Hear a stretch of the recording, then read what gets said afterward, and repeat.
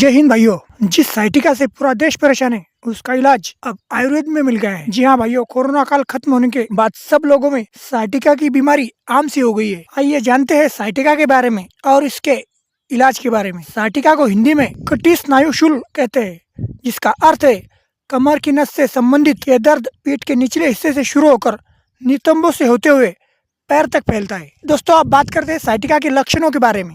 इसमें जो है वो पीठ के निचले हिस्से, नितंब और पैरों में दर्द होना है, सुन्नपन आना है, कभी कभी झुंझुन होती है या फिर बहुत ज्यादा कमजोरी महसूस होती है। ये जो लक्षण है, अगर ये लक्षण आप में अगर दिखाई देते हैं फिर आपको साइटिका हो सकता है। साइटिका के मुख्य कारण क्या होते हैं, आइए इसके बारे में बात करते हैं। तो पहला जो कारण होता है दोस्तों, वो होता है स्पाइनल स्टेनोसिस। इसमें जो होता है दोस्तों, रीढ़ की जो हड्डी होती है उसकी नली सिकुड़ जाती है, जिसके कारण जो मेन नस होती है उस पर दबाव पड़ता है और उसे ही डॉक्टरी भाषा में साइटिका कहते हैं। साइटिका का दूसरा कारण बताया गया है जिसे हम बोलते हैं डिजेनरेटिव डिस्क रोग। उम्र बढ़ती है तो उसके साथ डिस्क जो होती है अपनी वो धीरे धीरे क्षय होती है। उसी के कारण हमारी जो नस पर दबाव आता है उसके भी कारण साइटिका आपको हो सकता है। साइटिका होने का तीसरा कारण जो होता है उसे बोलते हैं पेरिफॉर्मिस सिंड्रोम। आपकी नितंबों में स्थित पेरिफॉर्मिस मांसपेशी जो होती है उसके ऐंठन से नस पर जो दबाव पड़ता है उससे भी दोस्तों साइटिका हो सकता है। साइटिका होने का जो चौथा कारण है वो है रीढ़ में चोट लगना। कभी कभी किसी को एक्सीडेंट हो जाता है या कोई कहीं से गिर जाता है, उसके कारण भी अगर नस अगर दब गई तो उससे भी साइटिका हो सकता है। भाइयों, जो पांचवा कारण है उसे कहते हैं स्पेंडिलोलिस्थेसिस। जब केशिरुका जो होती है अपने शरीर की वो अपनी जगह से अगर खिसक जाती है कभी कभी, तो उससे भी जो मेन नस है वो संकुचित हो जाती है, उसी के कारण भी आपको साइटिका हो सकता है। जो छठा कारण है वो है गर्भावस्था। गर्भावस्था के कारण माता के पेट में जो बच्चा होता है उसका वजन बढ़ने से कभी कभी नस पर जो दबाव पड़ता है उससे भी साइटिका हो सकती है। अब बात करते हैं साइटिका के आखिरी कारण की, जिसे कहते हैं हम विटामिन B12 की कमी। कुछ मामलों में विटामिन B12 की कमी होने से भी जो तंत्रिका है वो क्षति हो जाती है, वह भी साइटिका का कारण बन सकती है। अब अगर साइटिका का इलाज अगर जल्दी नहीं होता है, डॉक्टर उस व्यक्ति को ऑपरेशन करते हैं और साइटिका में जो ऑपरेशन किया जाता है उसे डिस्कटोमी या फिर साइनल फ्यूजन कहते हैं, जिनका जो खर्च है वो लगभग 1.5 लाख से 4 लाख तक होता है। लेकिन दिक्कत की बात यह है दोस्तों कि इस ऑपरेशन की सफलता का दर वो मात्र 50% तक है। और किसी दुर्भाग्यवश यदि आपका जो ऑपरेशन है वो अगर सक्सेसफुल नहीं होता है तो रोगी को जो पूरी जिंदगी बेड पर बितानी पड़ती है, वो ना हिल पाता है ना चल पाता है। अब दोस्तों, इस परेशान करने वाली साइटिका की लोग इसे आधुनिक बीमारी भी कहते हैं और हमें लगता है कि इसका आयुर्वेद में कोई इलाज नहीं होगा। आपको बता दूं भाइयों, इस लाइलाज बीमारी का आयुर्वेद में पूरी तरह से इलाज है। पूरी तरह से साइटिका ठीक हो सकती है, वो भी मात्र 10 दिनों के अंदर।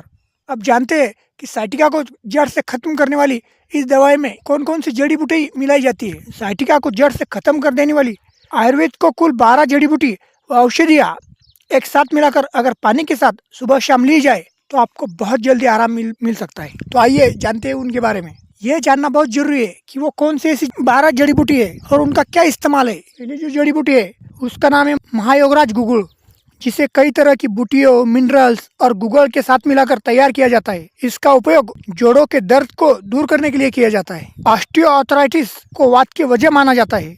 महायोगराज गुगुल ऑस्टियोआर्थराइटिस के लक्षणों को पूरी तरह से कम करता है। महायोगराज गुगुल में एंटी इन्फ्लेमेटरी गुण जो होते हैं, इस कारण शरीर में जो गठिया होता है उसके लक्षणों को वो पूरी तरह से कम कर देता है।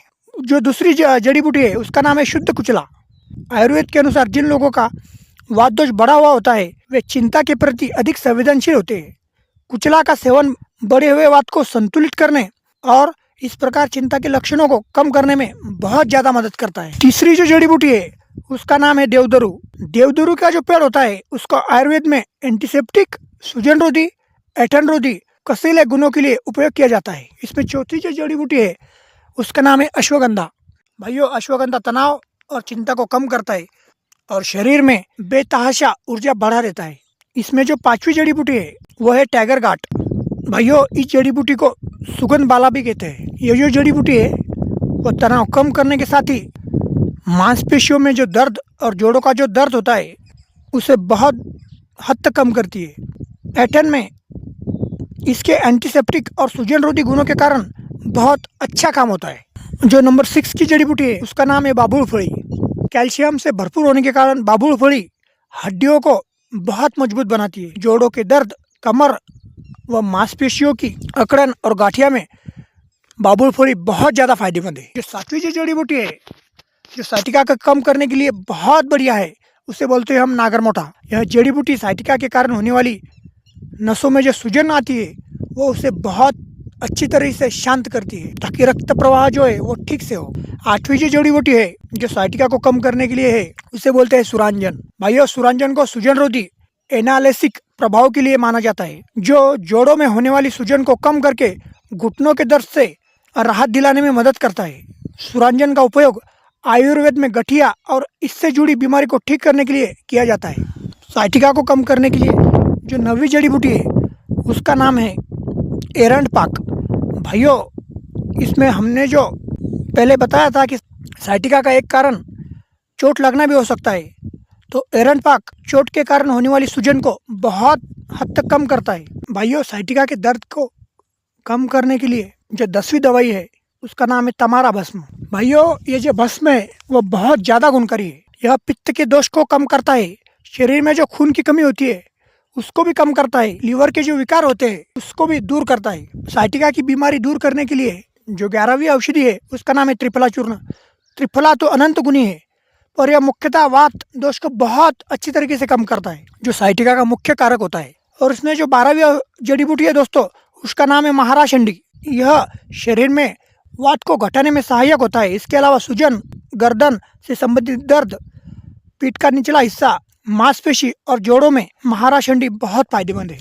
भाइयों, इन सभी प्राचीन जड़ी बूटी औषधियों को एक साथ मिलाकर गर्म पानी के साथ सुबह शाम लिया जाए तो कितना भी पुराना साइटिका का दर्द या कमर का गैप हो, इन दोनों से आपको राहत मिलनी ही है। पर दोस्तों, दिक्कत यह है कि बहुत से व्यक्ति इन सभी चीज़ों को एक साथ लाकर प्रयोग नहीं कर सकते, तो लोगों के आग्रह करने पर हमने सभी जड़ी बूटियों को योग्य मात्रा में एक साथ मिलाकर एक पाउच बनाया है और सभी इसका लाभ ले सके, इसलिए इसकी कीमत मात्र 200 रुपये रखी गई है। कृपया किसी को साइटिका से परेशान व्यक्ति को दवाई चाहिए, नीचे दिए गए नंबर पर कॉल कर सकते हैं। हम कुरियर से आपके घर तक दवाई पहुँचाने का काम कर सकते हैं, ताकि साइटिका जैसी बीमारियों के कारण जो लोग एक ही जगह पर है और उनको बहुत ज़्यादा परेशानी है, उनको दर्द से छुटकारा मिल सकता है। धन्यवाद दोस्तों।